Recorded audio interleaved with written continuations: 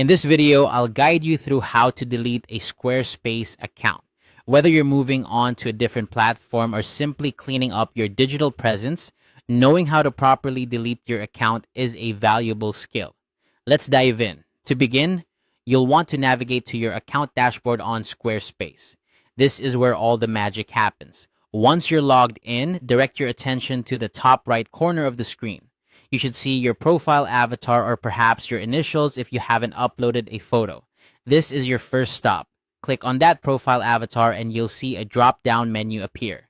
Here's where you need to select Account Settings. This section is essentially the control center for your Squarespace account, housing all the critical settings you might need to adjust. Now, once you're in the account settings, scroll all the way down to the bottom of the panel. It's easy to overlook this, but at the very bottom, you'll find the section labeled Security Controls. This is where you'll find the option you need. In the Security Controls, look for the link that says Delete Account. Clicking this link is a significant step, so make sure you're certain about your decision. It's important to remember that deleting your account is permanent. Once you confirm, all your website data, settings, and any associated content will be permanently removed.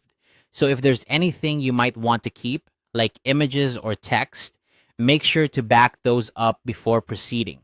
Once you click Delete Account, you may be prompted to confirm your choice. This is a standard security measure to ensure that accounts aren't deleted by mistake.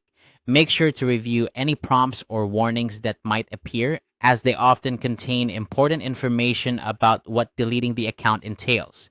And that's it. You've successfully deleted your Squarespace account. It's always a good idea to double check that everything has been processed correctly by attempting to log back in.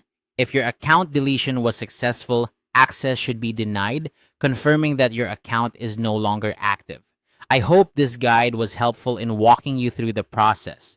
Remember, if you ever decide to return to Squarespace, creating a new account is always an option.